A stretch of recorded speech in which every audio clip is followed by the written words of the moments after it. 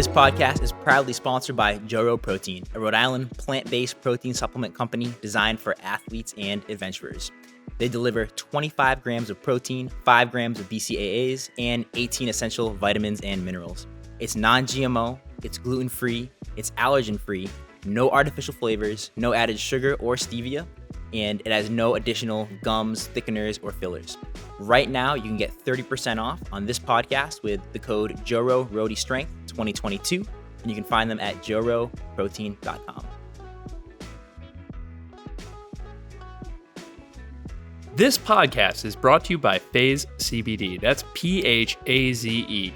They are a local Rhode Island company who makes and manufactures a wide-ranging variety of CBD products that are formulated specifically for athletes. It doesn't matter if you're a CrossFitter, a strongman, bodybuilder, or powerlifter. These products are for you.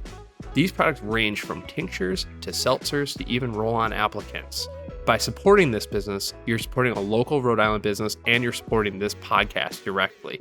Please check them out at phasesports.com.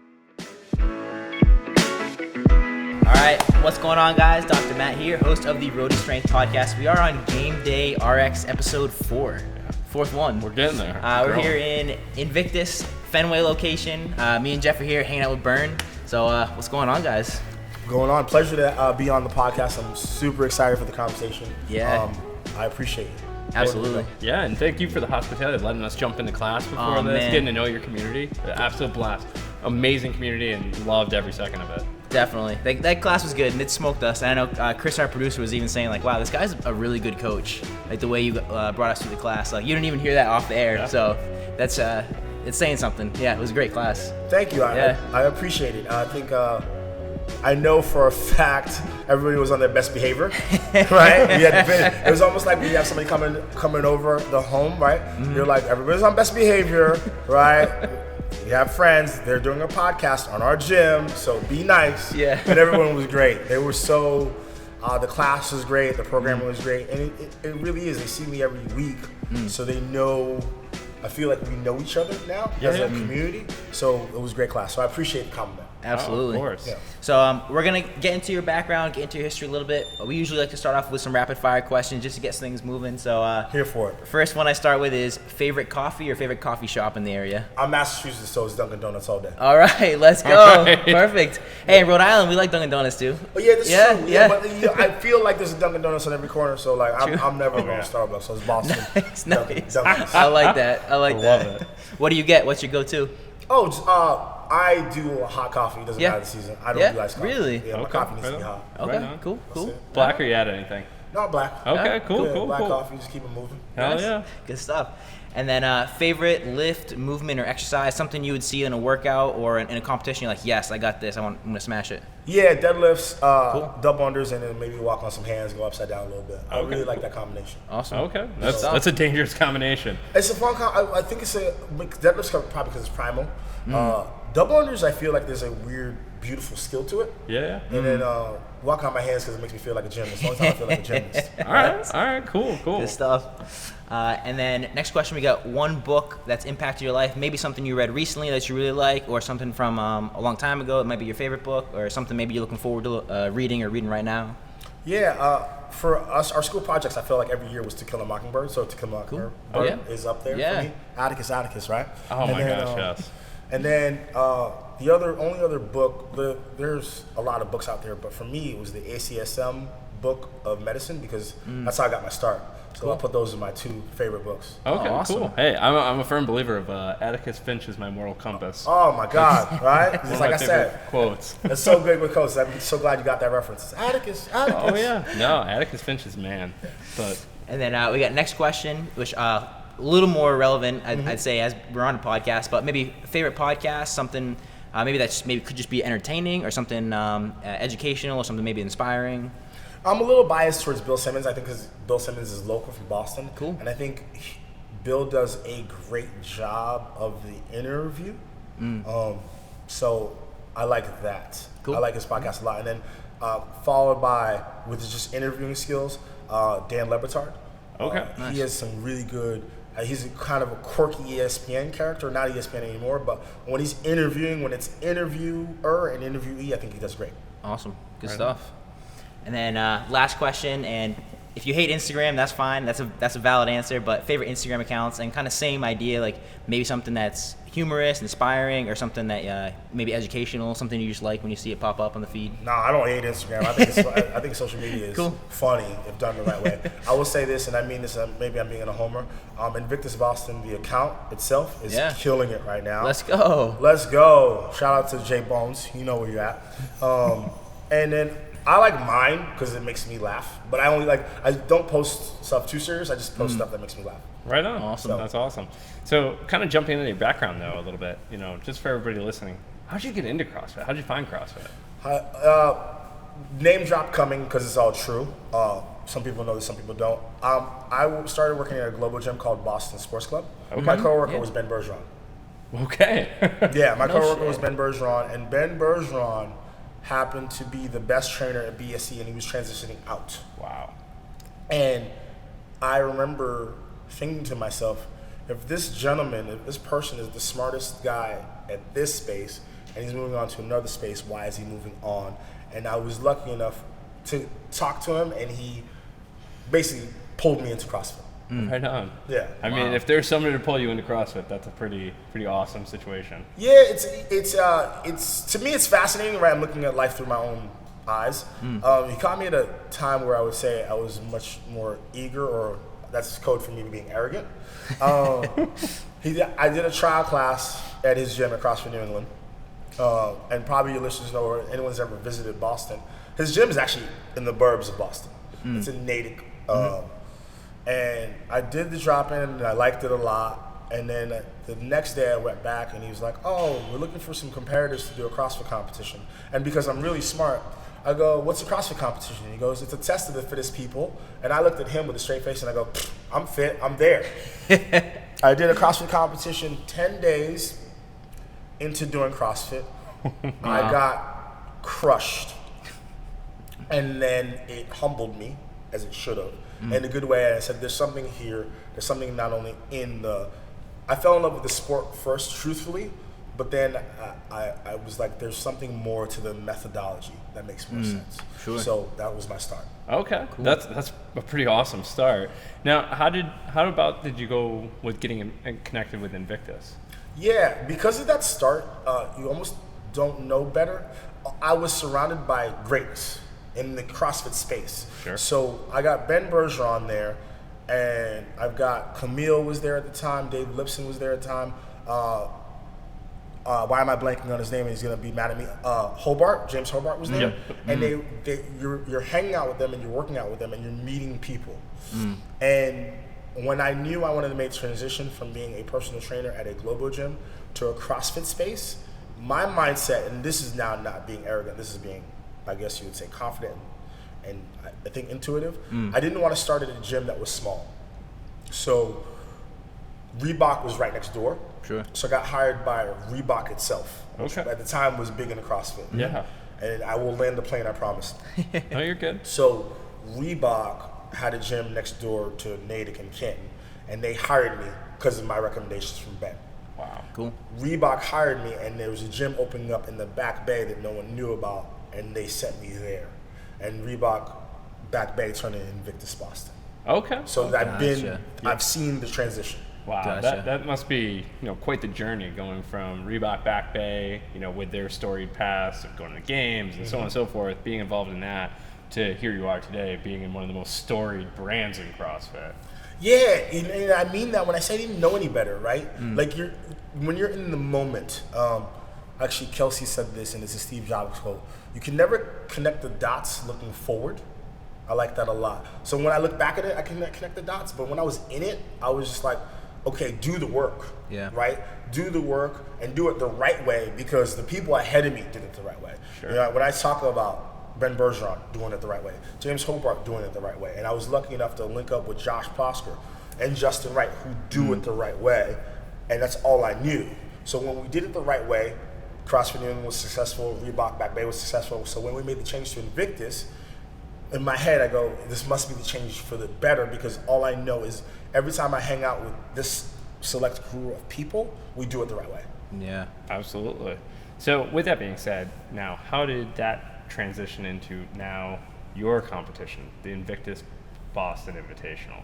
Yes. The Invictus Boston Invitational was, I don't think I've told this story out loud. I've said it once maybe. But I had an idea in 2018 that diversity in the sport was lacking. I kind of knew that. And in 2018, I had an idea where I'm going to bring diversity into CrossFit, and I actually brought it to some people that no longer work with us, and it wasn't met with the right response. Sure. Or it was met with a tepid response. Okay. Yeah. Leave it at that. And then in 2020, the world ended, basically, right? Yeah. So, in 2020, we were told to stay at home. And no matter where you are, 2020 around spring, everybody was on lockdown. I'm on lockdown. Greg Glassman had said what he said, and if anyone wants to, they can Google it. Greg Glassman said something basically racist. Yeah, right. It's wildly inappropriate. Wildly inappropriate. And I was sitting at home, and Josh called me, and he goes, "Hey, are you sitting down?" And like, Josh is the owner of Invictus Boston. I'm like, "I'm sitting down. What's up?" And he goes, "I hope you're okay because Greg Glassman said something racist." And me being me, and people listening that know me well, I laughed. I was like, "All right." Like, Yeah. no, and I wasn't trying to be a jerk about it. I go, a rich white male, older, saying something racist isn't uncommon. As a matter of fact, unfortunately, not all the time, but it's like another Tuesday to me. And so Josh read my response or saw my response, and I think both of us realized we never had the conversation. I've been working there for 10 years, and we never had the conversation because we never had to. Like, I think it was just like we both had the same North Star. Yeah. So he said to me that something that resonated. He goes, "Bern, I know you're fine, but the community, the CrossFit community might not be, and you have a bigger voice than you think you do. Yeah. So try something out." I hung up the phone. I told him to call me back in an hour, then I hung up. And I wrote down the Invictus Boston Invitational from soup to nuts in an hour. All the laws, everything in the notebook. And it pretty much, nothing changed. And I wrote, and this is not bragging. I had the idea 2 years ago. Yeah. So when it was time, I wrote it all out and I was ready. It's awesome. It was awesome. And the cool part is, so you write down a competition, you have this idea, and how do you present a competition in the middle of a pandemic? Yeah.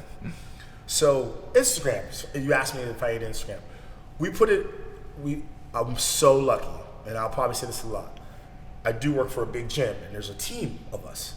So I said, let's put this out in the universe, and let's hold an in-person competition in July. So we put it together in 33 days. It's the pandemic, so the caveat is it has to be outdoors. We did it in a parking lot. And the other caveat was come at your own risk. I put it on Instagram because I'm the most impatient person ever. I had no response in an hour, and I put my phone down, and when I picked it back up, I had 120 responses. Nice. And then land the plane. Long story short, we ended up with 20 competitors and 172 spectators in a parking lot in Woburn, July 25th, 2020. So that was where the Invictus Boston Invitational was born. Nice. I would say it's a pretty incredible story. Yeah. Yes. Jeff, Matt, it's unbelievable. It's unbelievable to me because A, it's still going. Absolutely.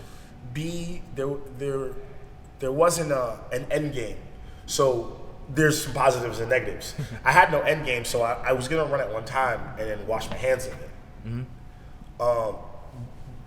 But because there's no end game, what's fun is finding out like, oh, we can do this year, we can do that this year, and now momentum it's taking on a life of its own in a good way. Hey, obviously we're here today, and it's just kind of pointing out all of the years of hard work and effort that you put into this, and you really have built something incredible. I mean, throughout the New England area, everybody is rallying around this comp. This is becoming the summer comp of New England, and I mean, I can't even begin to emphasize like how exciting that is. Yes, Yeah. It is. I appreciate you saying that. It's exciting for me too. But, I always say this, and I mean this. The emphasis of the comp, the core essence, is to show diversity in CrossFit, inclusion. because CrossFit did turn into CrossFit got cool because it's an underground sport, right? Yeah. So if you didn't know about it, you weren't allowed in the club, right? Which at first is cool, but it's not cool to not let people in the club. Yeah. Absolutely. You know what I mean? Yeah. So now you're looking at the situation, and I will use Greg Glassman. You're looking at like, there's people that felt like they were outside of the club. I know it because I felt it, but I was lucky enough. I had the names in front of me, right? If I go to a CrossFit competition, Ben Bergeron's to my left, CJ Martin's to my right, and Tola's next to me, people were like, it's a free pass because they know those names. Not everybody gets that. Yep. So fast forward where Oz, the person running the comps or running CrossFit, is like secretly like, yeah, I didn't want the non-cool kids in the club. And by the non-cool kids, non-white, that's a problem. Yeah, that's a real problem. So I say that the emphasis of my comp is to make sure that everybody's included, and I mean everybody. I want all races. I don't care what your religion is. I don't care where you're from. I don't care what your sexual orientation is. I want everybody when they show up to be treated well. Absolutely. I mean, like there is no better way to put that. And even to the point where, I've obviously seen your emails, you're really going in on this with the team side of it, right? Aren't you running, kind of a special way of doing that? We're doing team. The competition got big fast, and the team is out of actually necessity. So we're doing, and I'll go to it right now. The competition is going June 18th of 2022 from 10 to 1, Saturday, June 18th. And then that's a team. Individual is Sunday, June 19th, 10 a.m. to 1 p.m. And I'm doing team because I have too many athletes. Sure. It's a good problem to have. Yeah. So I keep, it's a podcast, might as well talk about it. Yeah. My thought process with the Invictus Boston Invitational is diversity first. I need everybody included, okay? And if I get that down, I'm good. Thumbs up. That's why I call it an invitational. Because truth is, I'm going to invite people that feel like they understand the game. Meaning everybody should be included. Second, I don't want to run a comp with more than 60 athletes on a day and more than 3 WODs. Yep.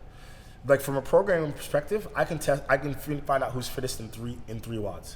Also, from a programming perspective and out of respect for the athletes, and this is no knock to any other comp, the competitions now for money are day events with 4, 5, 6 WODs a day, 10 on a weekend.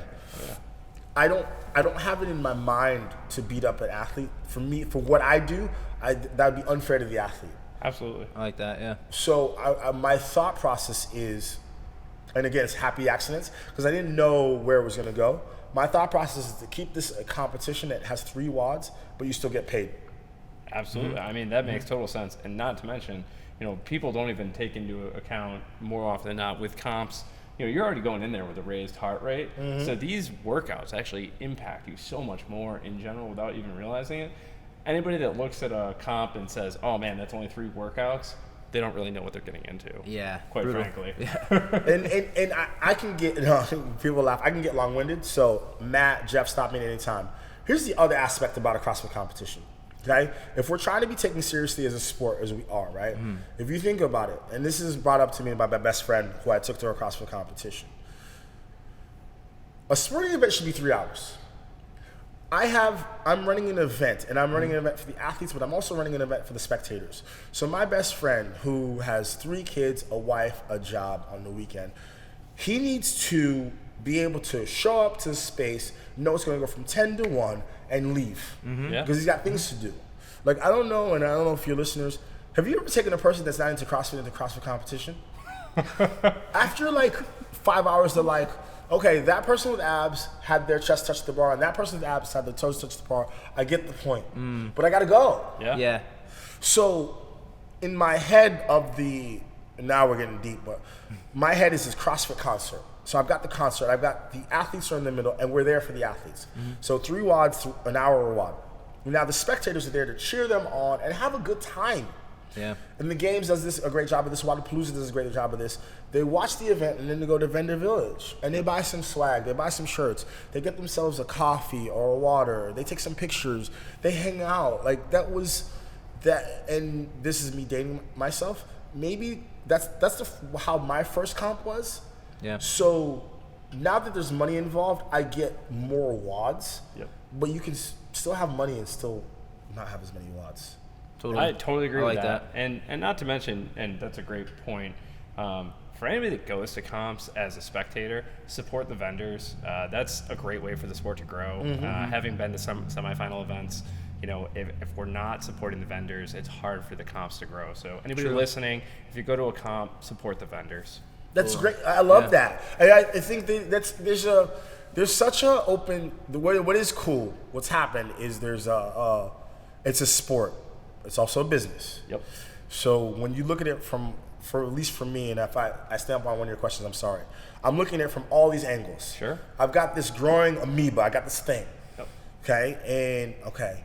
I know what the athletes feel like. I know what the spectators feel like. I know what the coaches feel like. How can I make this the best thing for the best experience possible? And when I concentrate keeping the main thing, when I concentrate on making the best experience possible, that's how it's grown to season 3. Absolutely. So. Oh, and by the way, I love that. So I'm curious with the names of the workouts and everything else. You really keep it kind of like a TV show almost. I'm kind of curious what the idea is behind that, because when you reference the wire and the qualifiers, where does all that come from?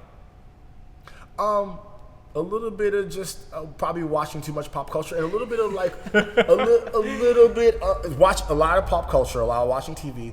Also a little bit of like, I've got to differentiate this thing. Absolutely. Yeah. Okay, and now it is getting more eyes.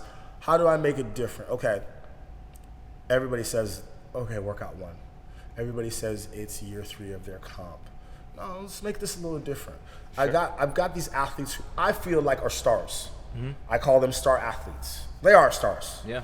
They're giving up their day. They're trusting me because of the pandemic. 70% of the athletes I don't meet until the day of. I don't meet them in real life.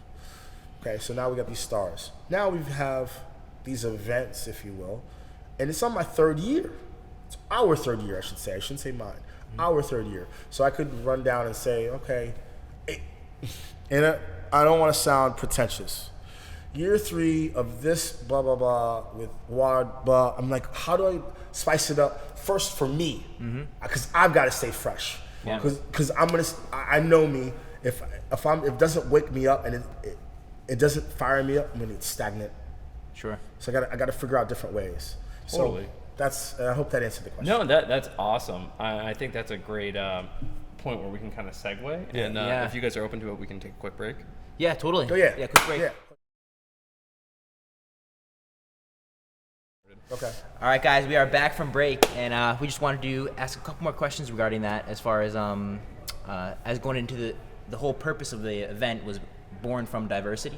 And I know, Jeff, you had a question related to that as well. So because obviously, I get the emails and whatnot, so I was kind of curious. I noticed that you're doing some work with James Townsend's gym, TBO, and whatnot. What does all that apply to this? How did that come together?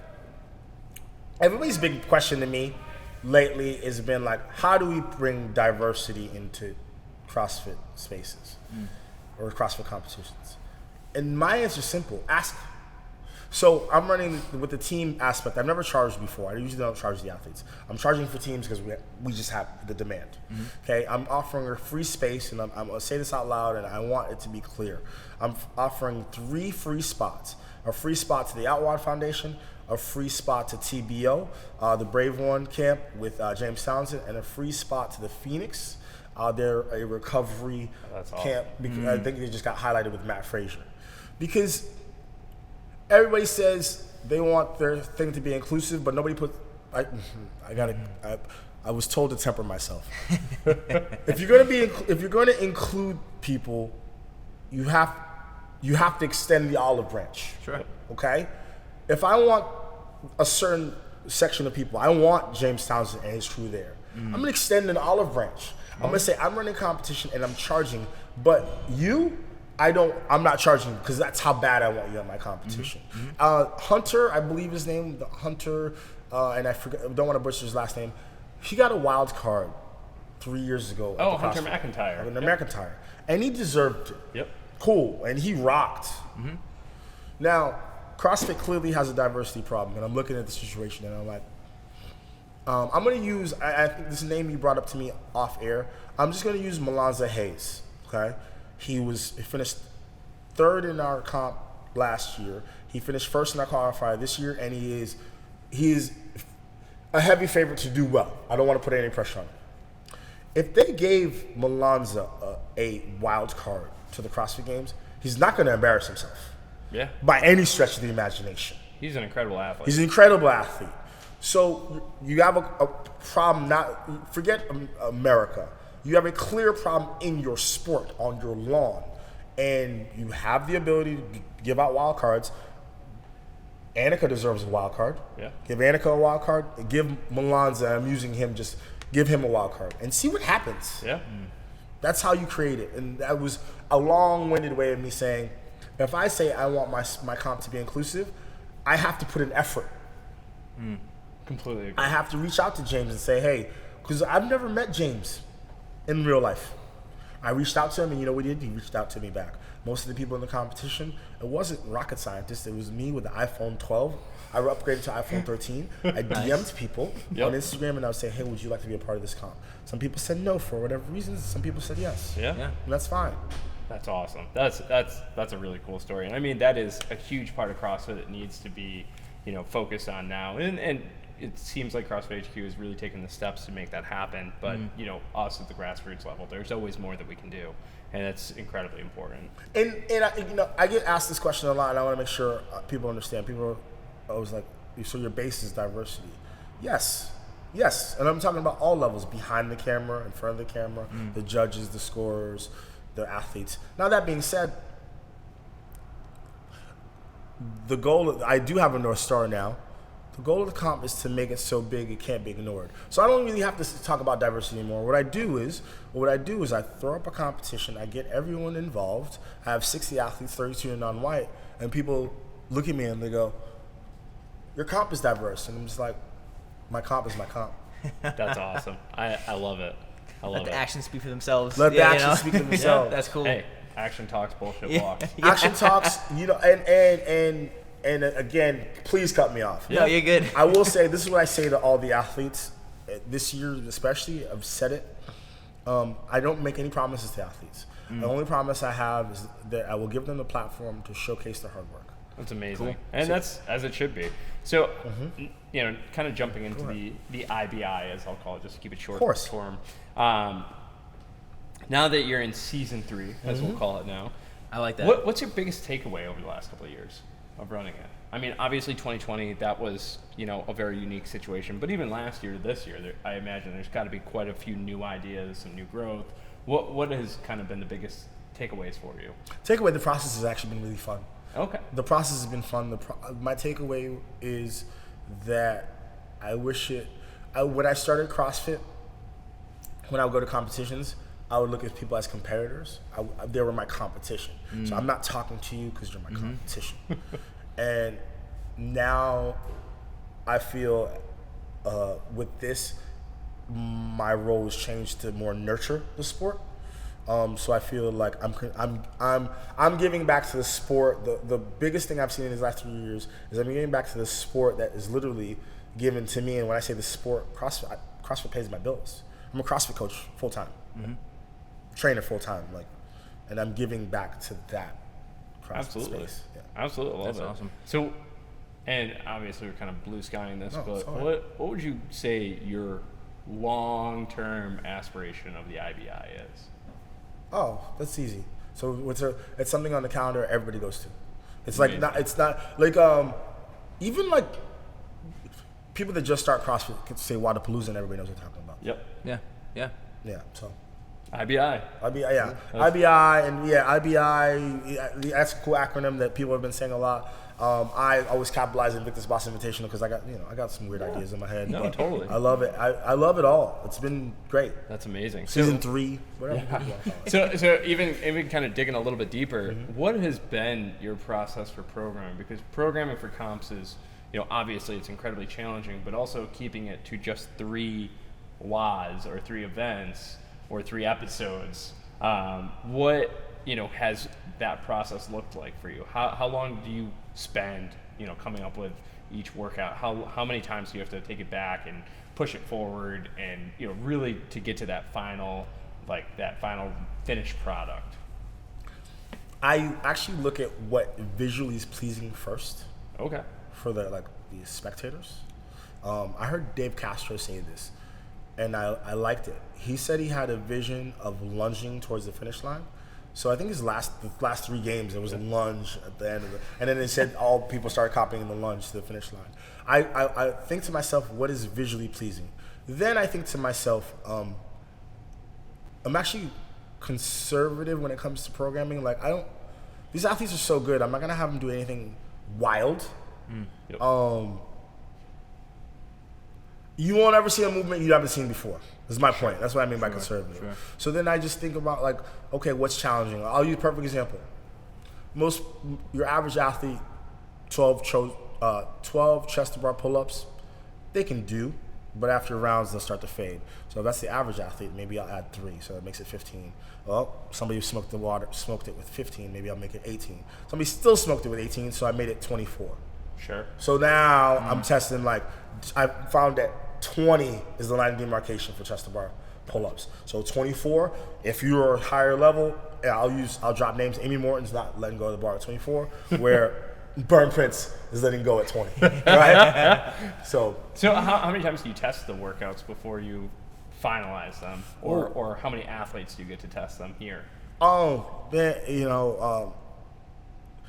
For me, my coworkers are the best. I do. We have a staff of 10 at Invictus Boston, and we are each other's guinea pigs. Because they test workouts on me, okay. and we test them. We probably test each workout 3 times, easily. Okay. Because I'm at the gym, and they're coaches, and it's not this complicated process. I turn to Justin, I turn to Kiefer, I turn to Tia, and I go, hey, you want to test this workout? And they go, okay.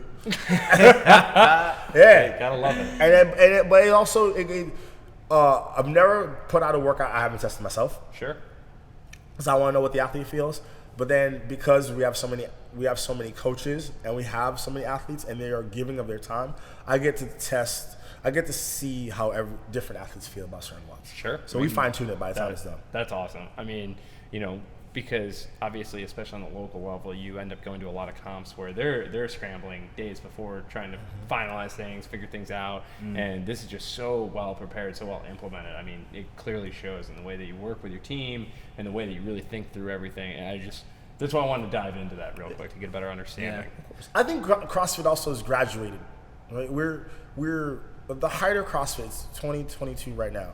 So when did CrossFit get really popular? I want to say 2019, 2020. I think it's more. I started. Well, I would say that it definitely was starting to peak, but then once it faded off in the open in 2018. Good point. And then with the pandemic hitting in 2019, it kind of killed the sport for a little bit. Not that it killed the sport, because obviously there were the people like us that love this, and we kept showing up. But now we're starting to see that upward trajectory again, and it's really cool to see. My apologies. I cut you off, Jeff. Yeah. My point, I think for me, there's now over 12 years of data. Yeah. See what I mean? So it helps. I can only speak for what we're doing. It helps us fine tune things. Yeah. Oh, and to that point, I mean, just kind of referencing the open real quick. Yeah. You look at the open workouts from 2012 through 2016, totally different than what we see today. I mean, the sport has definitely evolved. The athletes, so the class everyone took today, there was 18 people. 6 people were doing bar muscle ups. Yeah. Seriously. Yeah. The athlete, I am actually shocked when I meet people, the level of athleticism. Justin and I have this running joke. He goes, I went to a CrossFit competition and people were good at CrossFit, and I keep going, everyone's good at CrossFit. To have a 300-pound clean is a norm for males, and a 200-pound clean is a norm for females. That's wild. Yeah, it's crazy what the sport has become in a very short amount of time. Yeah. So, looking at the progress over the last couple of years, has your vision stayed on track, and what challenges have you found to keeping it on track? My vision is stayed on track. I'm lucky enough where people keep me on the North Star. What keeps me off track? There's things that keep. I'm confident in what I'm doing. There's always getting sponsors is the hard part. That's truthfully. I want to make the prize purse as big as possible, and I've got some good sponsors. I just want to get more. That's it. Because CrossFit takes care of itself. Getting sponsors is the hard part. That's why I'm doing podcasts like this. Oh, that's I've awesome. been meeting people, and this is great. So actually, that kind of dives into what the biggest challenge has been. What about getting sponsors is a challenge? Both of you two are good at your job.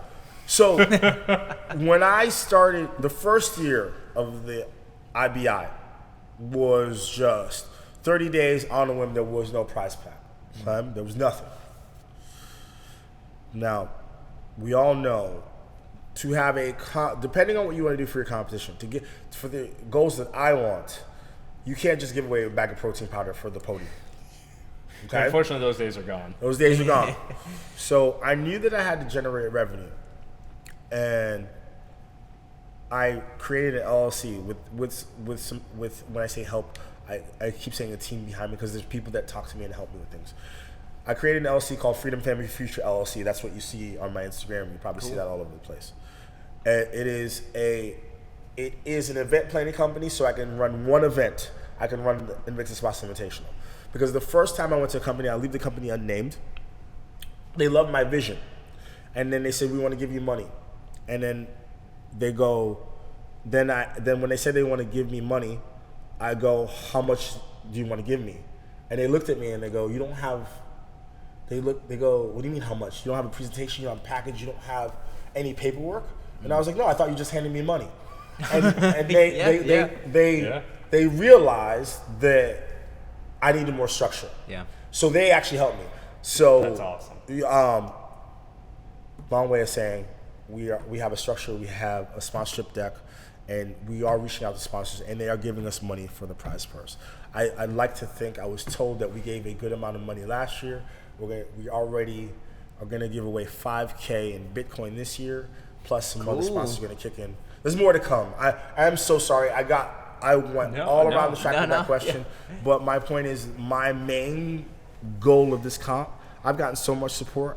My main thing is to find sponsorship dollars to make heads turn when I give away checks at the comp. Heck yeah. I like that. I love it. We can talk, we're talking numbers. The semifinals now is $5,000 for first place. Okay. Right? 1,000 I think for third. I think CrossFit athletes, coaches are all underpaid. Oh yeah. And I want to create revenue for the athletes. Absolutely. Yeah. I mean, that is the biggest thing, is the athletes. It's and we'll get into this, but even with checking in with the athletes, like what we're going to talk about, most of them are still working a full-time job. Yes. And so they're just finding ways to get in the gym, and then they're still able to compete at the highest level. It's wild to see this. Talk about no excuse is valid. No excuses valid. And then I want them when the second year we gave money away, and for the podium, and that was dope. And that's why I feel like we have 85% retention rate right now from the athletes from last year. Sweet. That's Wow. great. Because they know I'm not going to overpromise. Yeah. Tell them this is what the purse is. If you're on the podium, and if you're not on the podium, you showed up to work out. Hey. Yeah. And you had a great experience. You had a great experience. Right. Part of the show. Yeah. Part of the show. I guess now looking at the media side Yeah. of competition, because there's so much that goes into it. You're just living on Instagram, DMing everybody like you were talking about. What have been the challenges of the media side of competition? Live stream is the hardest. We've been lucky enough to live stream it 2 years in a row. I think, like anything, everything can be tighter. I don't want to just say the media. I can be tighter. I need to be tighter with my emails. I need to be tighter with the media. I need to be tighter. People have come up to me and offered me things. Like, we have a social media team now. We didn't have that the first year. The first year was just me running on Instagram. If you look closely at the Instagram, you could tell when I stopped running, right? The Instagram, we have a social media team. Now we're looking into a live stream team, because I want to live stream it for a third year, and I want to have announcers. want to make everything tighter. So that's a blunt way of saying make everything tighter. Yeah, I know. I love it. And I guess real quick, break. Yeah. All right, we are back from break, and we're going to be talking about some of the athletes, the IBI's, Invictus Boston Invitational's top athletes. Yeah, so take it away, Jeff. Going through the list based on the qualifiers, so on and so forth, these are the top 5 projected finishers of female, starting with, in no particular order, Lilani Hartley. I just want to make sure I don't butcher the name. Yeah, she's great.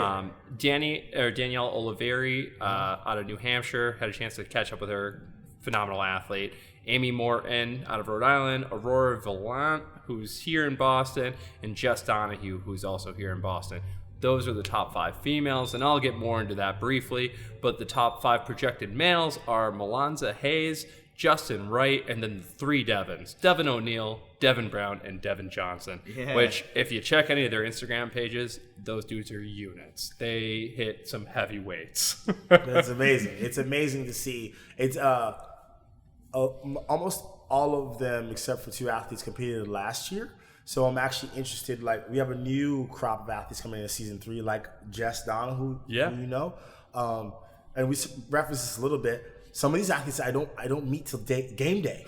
So I'm just excited to see them perform. That actually, for me, I'm a fan, right? So I want to see what Danny Olivier brings to the table. Because on paper and our Instagram, she's crushing weights. Oh, yeah. So when I put the WOD out, I just want to see what they do. Yeah, so I actually had a chance to catch up with most of the athletes on here, Danny being one of them, and I'll kind of jump in and talking with her. She actually, it's a kind of an interesting story. She also just started CrossFit in 2019. Yeah. She was a power lifter before, very competitive. She made it to nationals several different times. Didn't quite make it to worlds just because of like age groups and so on and so forth. She even pointed out that she had no idea that she would be a competitive CrossFitter until quarterfinals last year. Yeah. So talk about a very quick turnaround to just hitting quarterfinals last year, feeling like you can do it, to all of a sudden qualifying for a semifinal. I mean, she is lighting it up. She's having a blast. And it's just impressive. Like, talking to her, you can feel her energy. She is just one of those people that's just excited to be here. And it's so cool to see that. And I mean, it's what inspires, us as following the competitive side of the sport, getting to talk to these athletes and seeing all of that. And then, it's funny because even in terms of like any kind of competitions or anything, quarterfinals this year was her first big competition.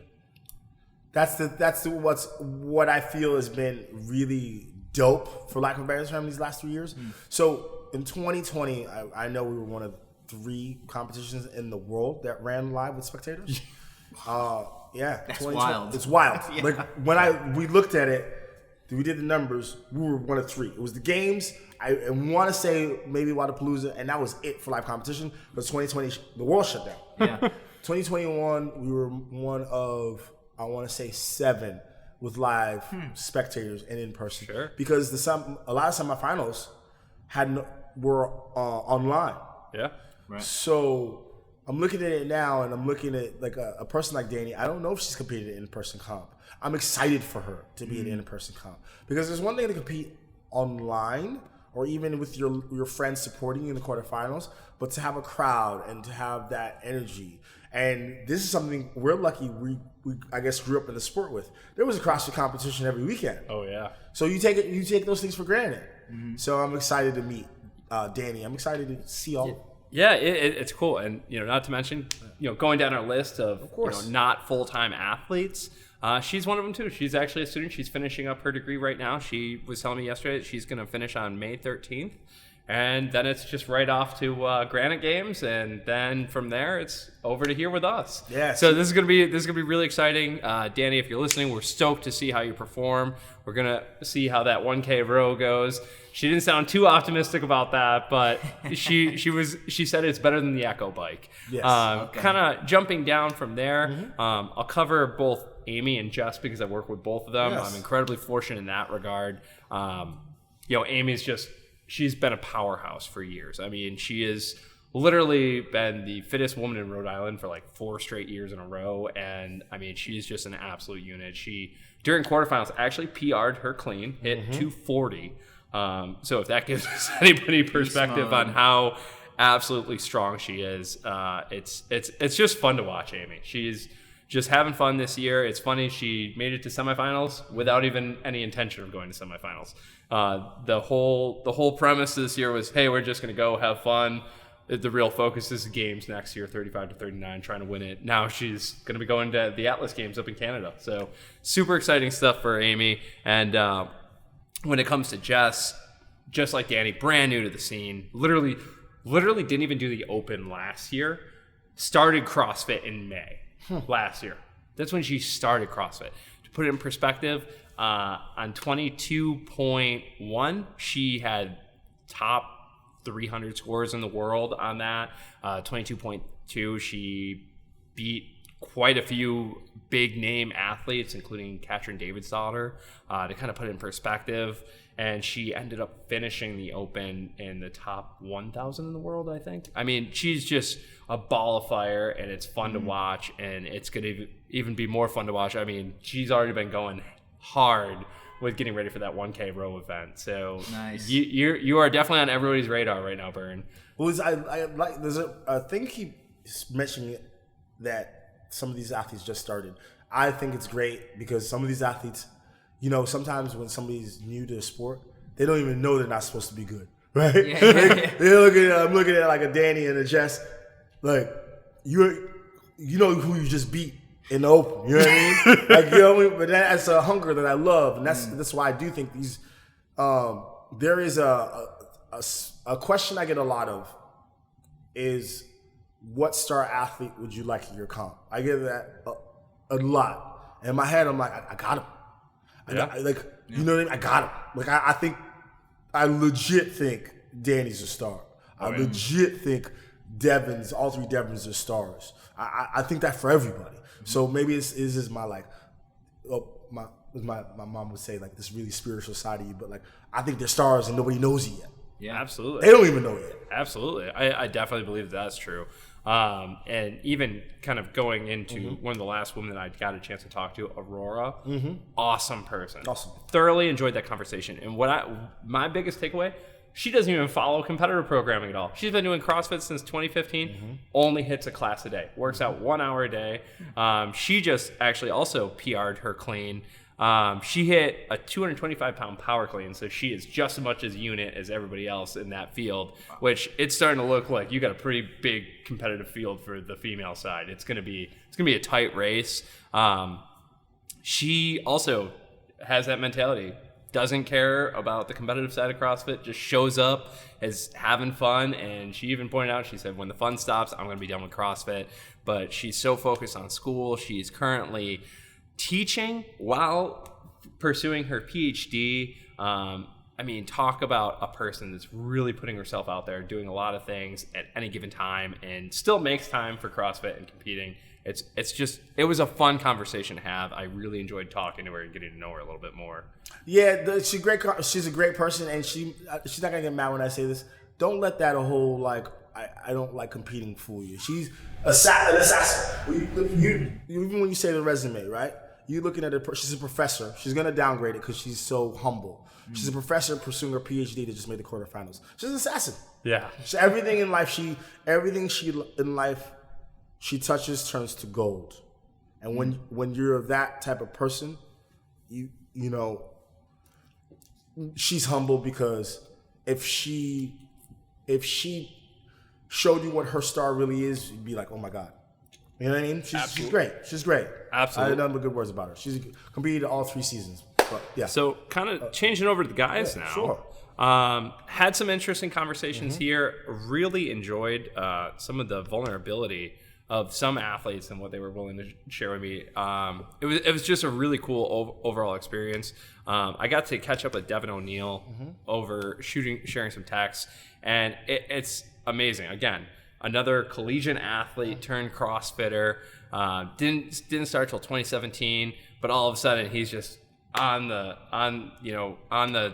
trail, just blazing his own path. And I mean, he's done an incredible job. He's working with Jason Layden down in CrossFit Milford and on their team, and they actually also just qualified for a semifinal as a team. So we've got another really high-level athlete coming and swinging for the fences here. It's going to be really cool. And, what I really enjoyed was how he pointed out the biggest change that he's made over the last 6 months was, through mental health.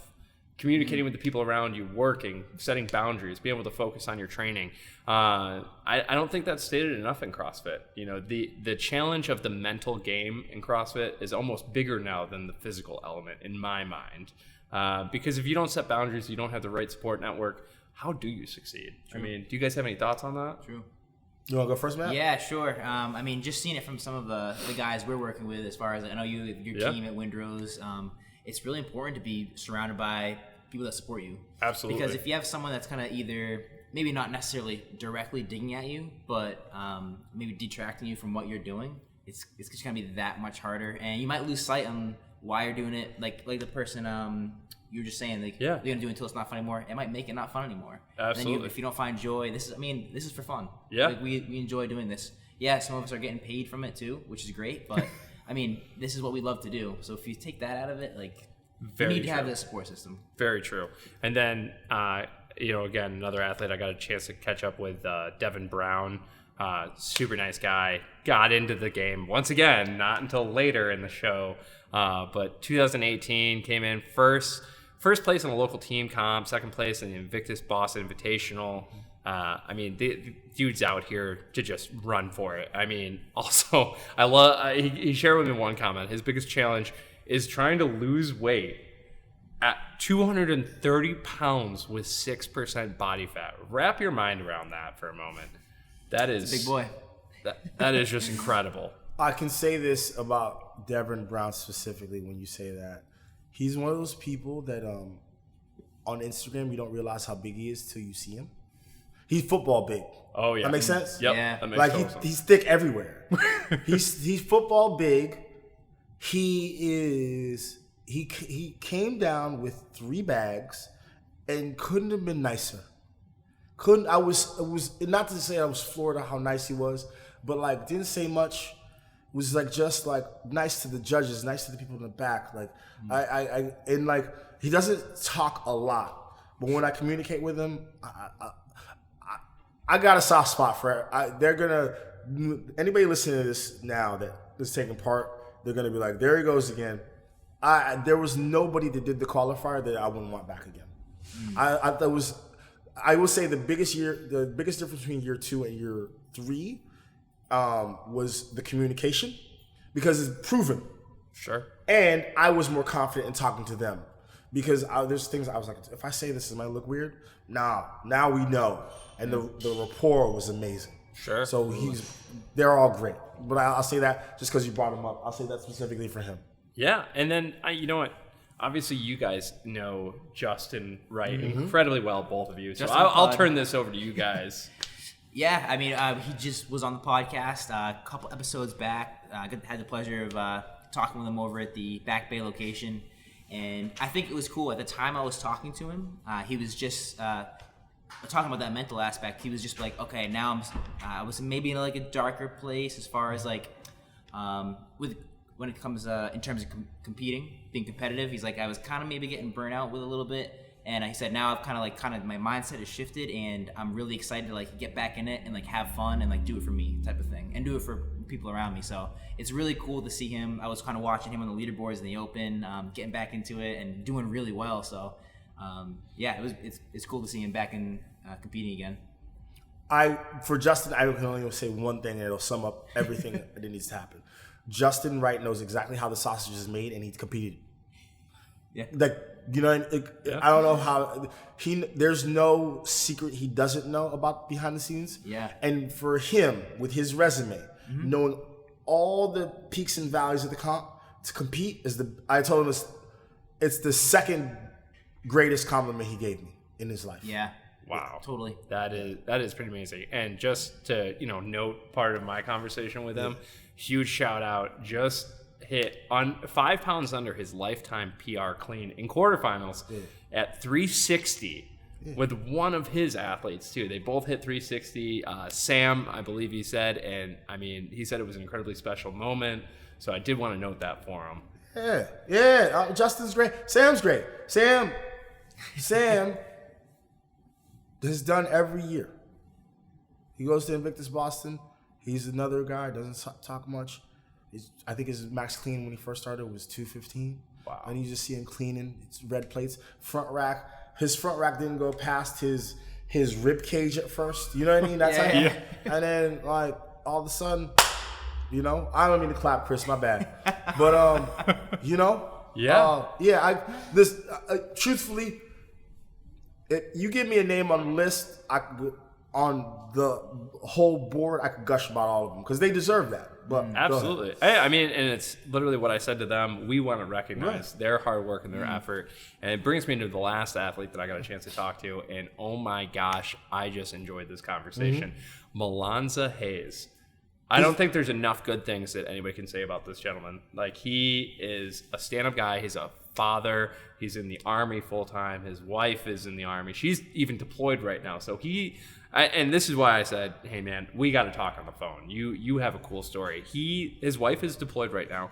He's working his job in the Army and taking care of his children and figuring out a way to fit in CrossFit workouts. And he doesn't make excuses. He is just optimistic. He's just here for it. He loves it. And it's so cool to see. And, you know, it was crazier even looking at his Instagram, seeing the numbers that he's hitting and finding out that he just found CrossFit in 2019 and was just figuring it out on his own for the first year of it. And now, 6 months ago, just started working with James Townsend.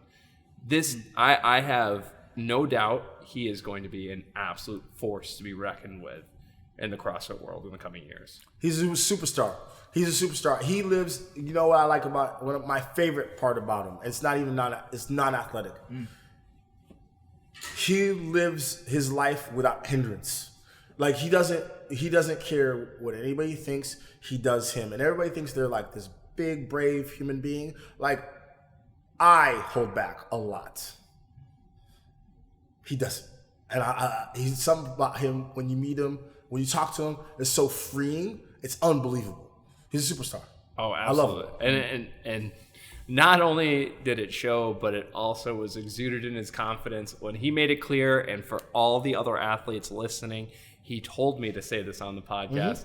He is going to come and he is going to win. So, though, big words, let's go. It's been put out there. So for anybody listening, any other athletes listening, just let it be known Malanza's calling his shot now, and made sure that I mentioned it on the podcast for him.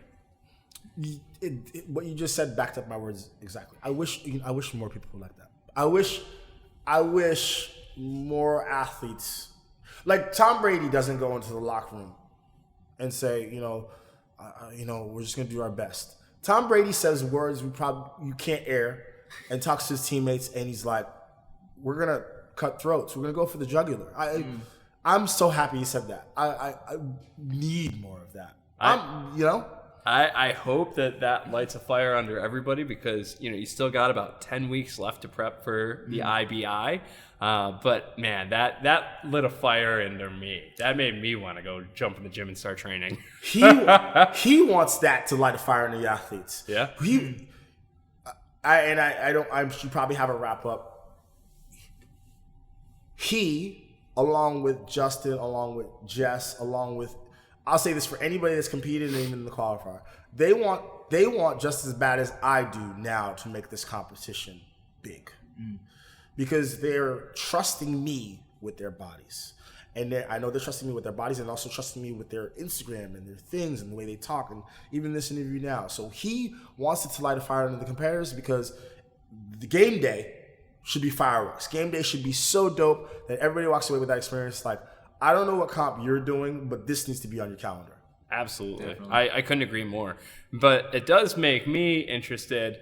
So any chance you want to drop a workout while you're on the mic? Sure.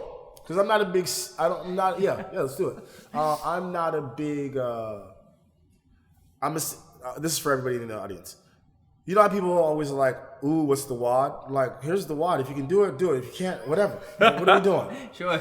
The individual workout, let's call it Event 1, and this is for the individuals only. It's going to be done with a 70-pound dumbbell. It's going to be 24 chest to bar, 24 alternating dumbbell snatches, 24 toes to bar, 24 alternating dumbbell hang clean and jerks. Oh, wow.